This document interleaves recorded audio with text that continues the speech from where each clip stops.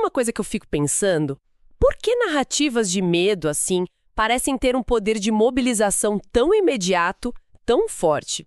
Parece que um bom inimigo une muito mais as pessoas do que um bom projeto, né? Para entender isso, a gente separou um material fascinante para nossa conversa de hoje.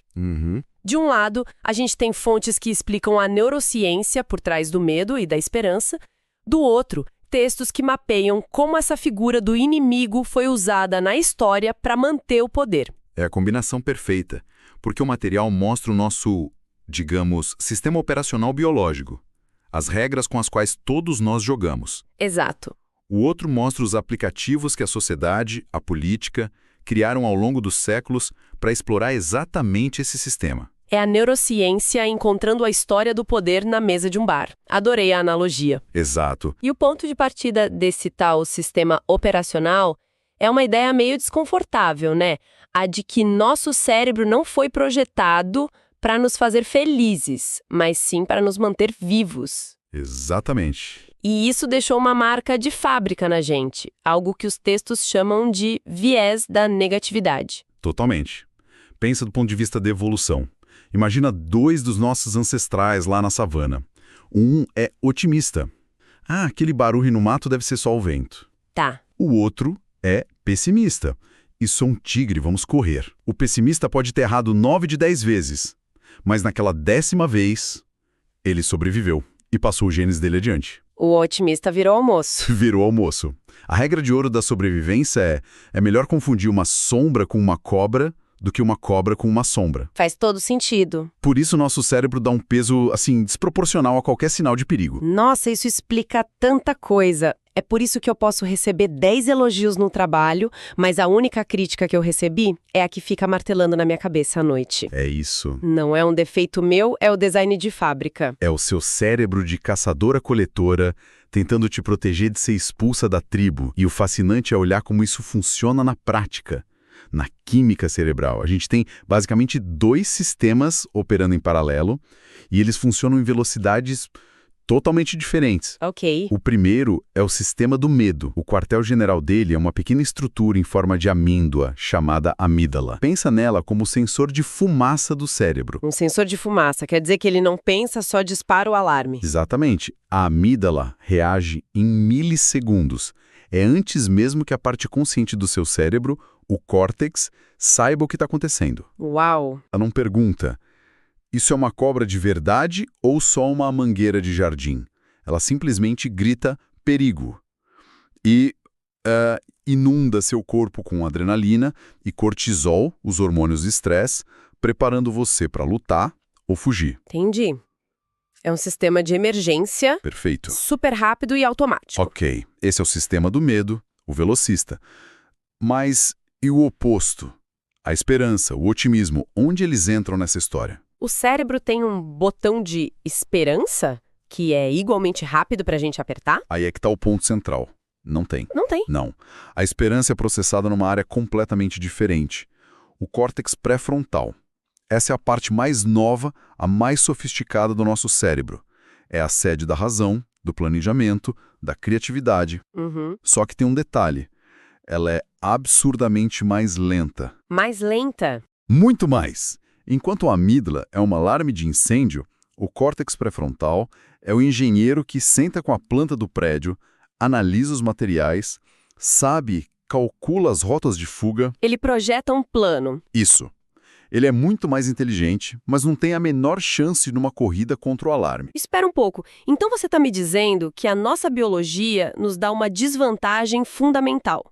O medo tem uma largada de vantagem simplesmente pela geografia do cérebro. É exatamente isso. O material que a gente analisou resume de uma forma brilhante. O medo é automático, a esperança é construída. O medo é automático, a esperança é construída. Nossa! O medo é uma reação. A esperança é um projeto. E a química hormonal reflete isso. Os hormônios do medo gritam, faça algo agora. Urgência. Exato. Já a esperança está mais ligada a neurotransmissores como a dopamina, a serotonina, que geram bem-estar, motivação a longo prazo. Basicamente, a esperança não foi feita para competir com o medo numa emergência. O medo sempre vai ganhar o sprint inicial. Isso é Um pouco assustador, ironicamente. E me faz pensar, se essa vantagem do medo é tão inata, tão fundamental na nossa biologia, alguém ao longo da história já deve ter percebido isso e usado a seu favor, certo? Ah, com certeza. O segundo conjunto de fontes fala sobre isso. Fala, e muito. Se a história do poder fosse um manual de instruções, o primeiro capítulo seria Aprenda a acionar a amígdala coletiva. Nossa, E a ferramenta mais testada e aprovada para isso, em qualquer cultura, em qualquer época, é a criação de um inimigo. A fabricação de um hélice para fortalecer o nós. e como isso funcionava na prática, tipo, lá atrás, em Roma? Em Roma, a figura dos bárbaros era essencial. Não era só uma questão militar, sabe? Uhum. Os bárbaros na fronteira eram a justificativa perfeita para manter exércitos enormes, caríssimos, para cobrar impostos, para unificar um império que era gigantesco e diverso. Claro. Sem a ameaça constante do outro, do não civilizado, como se convence um cidadão de Roma e um recém-conquistado da Gália de que eles estão no mesmo barco? O medo do bárbaro criava essa identidade comum. Exato. E essa lógica foi se repetindo, imagina. Sem parar. Na Idade Média, a Igreja Católica ela virou mestre nisso.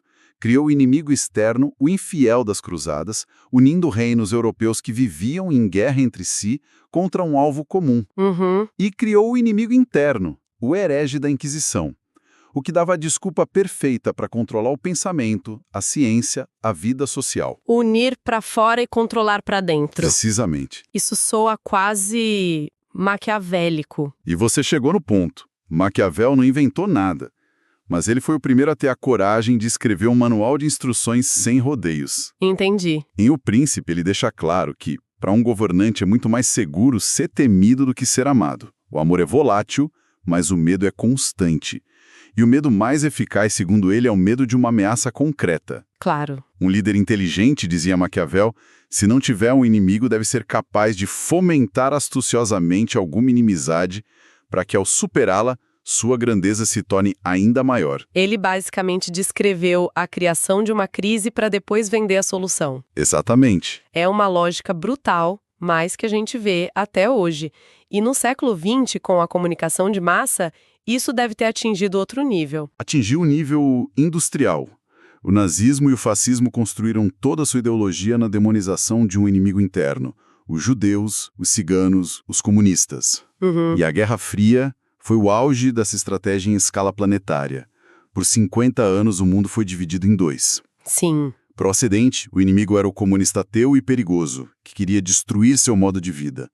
Para o bloco soviético, era o capitalista decadente e imperialista que queria explorar o trabalhador. O mesmo roteiro dos dois lados. O mesmo roteiro psicológico. Um espelho do outro. E funcionou para manter as populações alinhadas e justificar gastos militares absurdos. E hoje? Quem é o inimigo? Parece que ficou mais difuso. Exato. O inimigo do século XXI se tornou invisível, o que o torna ainda mais poderoso, eu diria. Como assim? Depois do 11 de setembro, a ameaça do terrorismo se mostrou perfeita. Pode estar em qualquer lugar, não tem um rosto único, não tem um exército convencional. Isso justifica um estado de vigilância permanente. Sim, perda de privacidade, guerras preventivas. E na polarização política de hoje, essa função é cumprida por rótulos. O inimigo não é mais uma nação, é uma ideia. Uhum. Dependendo do lado, pode ser o globalista, o fascista, o comunista. A função da palavra não é descrever a realidade, é acionar a amígdala.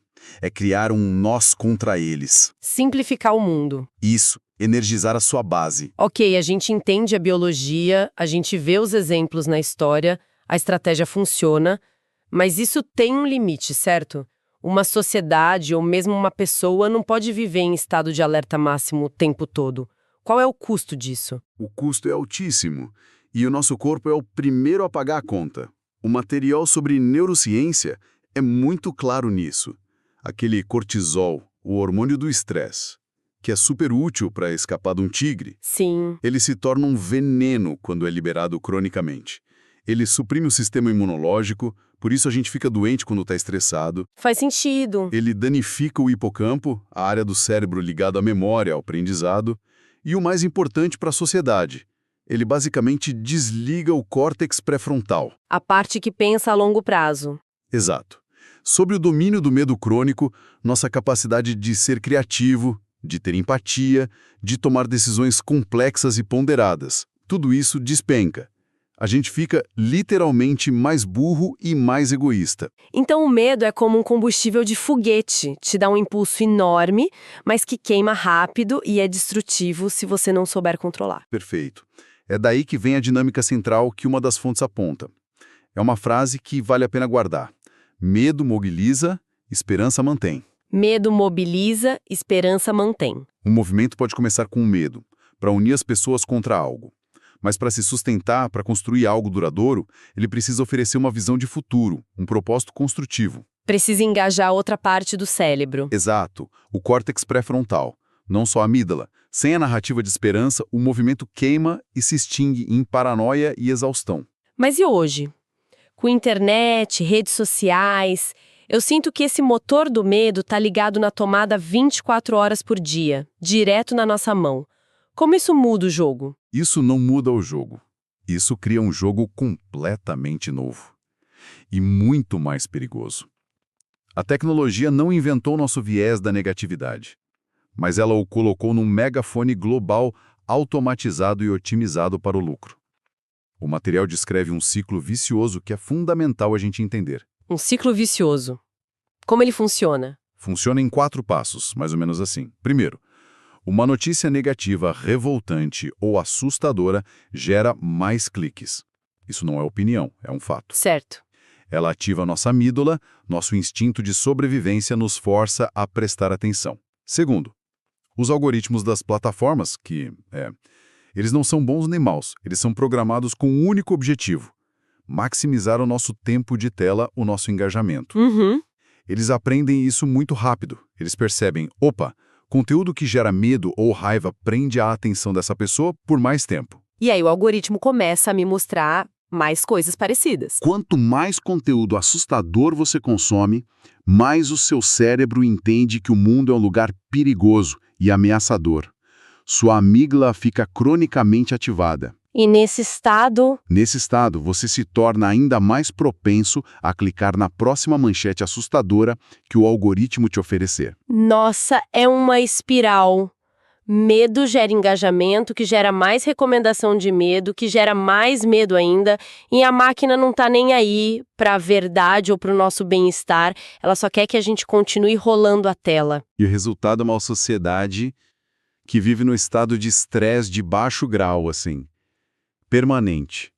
É a amígdala coletiva sequestrada não por um ditador, mas por um código otimizado para prender nossa atenção. Uau! Entender esse mecanismo é a chave para qualquer debate sobre ética em IA, polarização ou saúde mental na era digital. Que jornada! Então, se a gente for resumir tudo que a gente conversou, parece que saímos da fábrica com um bug de sobrevivência, esse viés para o negativo.